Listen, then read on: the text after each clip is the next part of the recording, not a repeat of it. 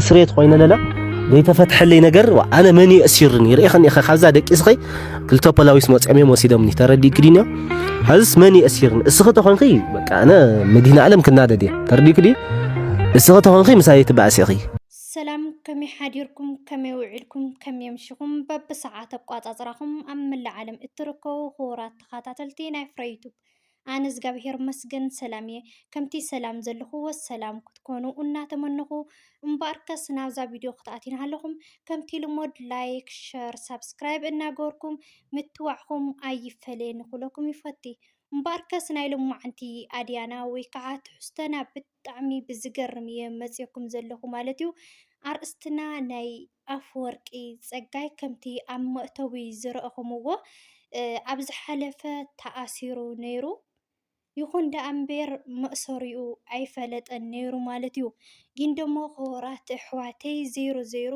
እቲ ሓቂ ተፈሊጡ ኣሎ ኣፈወርቂ መን ከም ዘእሰሮ ማለት እዩ ሜሪ ደሞ ይቅርታ ጠይቃቱላ ንኣፈወርቂ ክቡራት ኣሕዋተይ ኣብ ዝሓለፈ ሜሪ ሓፍትና ኣብ ጥቓ ገዝኦም ወዲቓ እውን ኣስሒታ እስካብ ናብ ሕክምና ሒዝዋ ከይዱ ነይሩ ኣፈወርቂ ሓውና ሒዝዋ ከይዱ ነይሩ ማለት እዩ ክቡራት ተኸታተልተይ ይኹን ደኣ እምበር ብኡ መንፀር ሜሪ ሓፍትና ደሞ ብጣዕሚ እናመስገነቶ እያ ኣነ ድኽታም ስለ ዝኾንኩ ሰብ ዘይብለይ ስለ ዝኾንኩ እዩ ብዙሕ ቢኒ ጆን ዝፃወተኒ ዘሎ እሞ ሕዚ ግን በቃ ይቅርታ ግበረለይ ንዓኻ ላብ ዘይኮነ ነገር እትየካ እየ ይቅርታ ግበረለይ ንስኻ እስካብ ሕጂ ኣብ ጎነይ ስለ ዝኾንካ ግን ብጣዕሚ እየ ዘመስግን እናበለት ምስጋናኣ እናሃበት እያ ትርከብ ማለት እዩ ይኹን ደኣ እምበር እቲ ምሽጥር ወይ ከዓ እቲ ሓቂ መን ከም ዝኣእሰሮ ኣፈወርቂ ደሞ ሜሪ ሓፍትና ካብ ኣንደበታ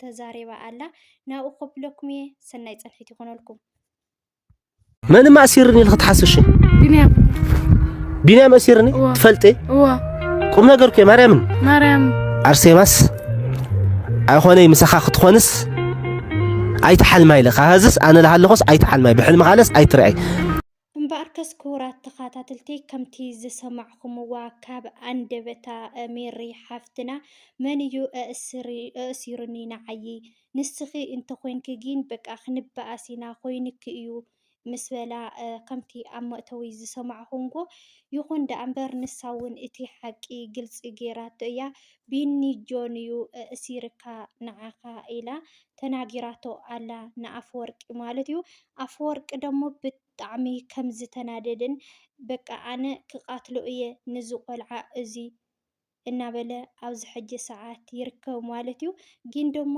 ብጣዕሚ እየ ሓዚነ ብጣዕሚ ማለት እዩ ምክንያቱ እዞም ቆልዑ እዚኦም ከም ደቂ ዓዲ መጠን ከም ኣሕዋት መጠን ክፋቀሩ ክሳነዩ ደኣ ነይርዎ እምበር እስካብ ክንድዚ ዘብፅሕስ እንታይ ዓይነት ስራሕ እዮም ዝሰርሑ ዘለው ኣነ ብጣዕሚ እዩ ኣተሓሳሲቡኒ ዘሎ ማለት እዩ ብዙሕ ግዜ ገይረሎ ከምዚ ዓይነት ኣድያታት ሒዞም ካብ ዝመፁ ቢኒ ብወገኑ ከምኡ እውን ኣፈወርቂ ብወገኑ ብዙሕ ግዜ ገይረሎ ከምዚ ዓይነት ትሕዝቶታት ሒዞም ከም ዝመፁ ማለት እዩ ልቲ ህዝቢ ኣቕልብኡ ይሰርቅዎ ኣለውና ፅፍፍ ዝበለን መምሃሪ ሓሳብን ሒዞም ተዝመፁ ትዝበለፀ እዩ ይመስለኒ ማለት እዩ ክቡራት ተኸታተልተይ ኣርሴማ ኣነ እናሃለኹ ብሕልምኻ እውን ክትሪኣ ኣይትኽእልን ኢኻ እናበለ ኣብዚ ሕጂ ሰዓት ኣፈወርቂ እዩ ዝርከብ ማለት እዩ ብጣዕሚ ዝገርም ንቢኒ ጆን መልእኽቱ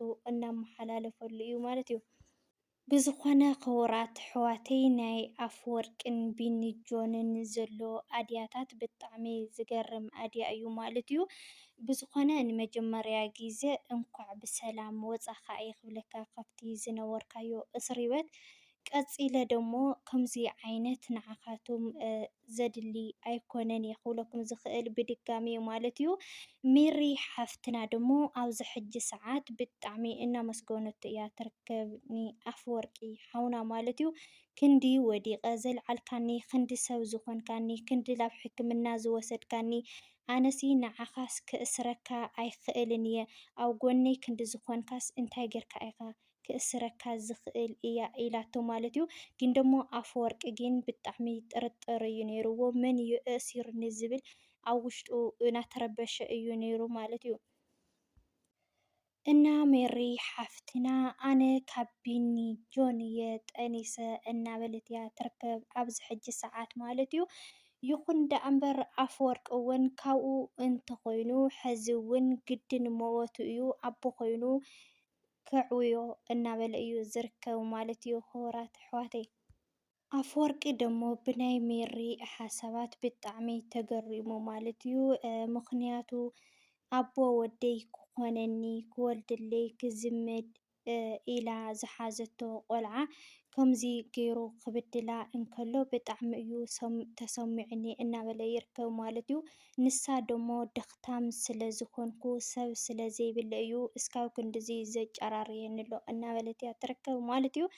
ግን ደሞ ብጣዕሚ እየ ሓዚነ ብወገነይ ማለት እዩ። ምክንያቱ እዛ ቆልዓ እዚኣ እንድሕር ኩለና ደርጋ ማለት መሰቡኢ ምስኑኢ ዝነብር ሰብ የለን።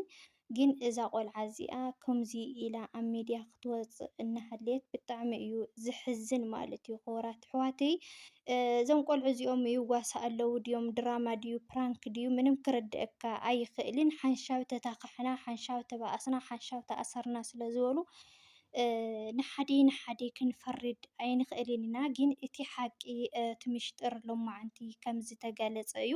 ንኣፈወርቂ ቢኒ ጆን ከም ዘእሰሮ ሜሪ ሓፍትና ግልፂ ጌራቶ ኣላ ማለት እዩ። ኣፈወርቂ ደሞ ክቃትሎ እየ እናበለ ንቢኒ ጆን እናፎከረሉ እዩ ዝርከብ ኣብዚ ሕዚ ሰዓት ማለት እዩ። ክቡራት ኣሕዋተይ እምበኣር ክቡራት ተኸታተልተይ ሜሪ ሓፍትና ማለት እዩ ኣነ ካብ ቢኒ ጆን እየ ጠኒሰ መጀመርያ ተፋቂርና ብዙሕ ነገር ኣሕሊፍና ኢና።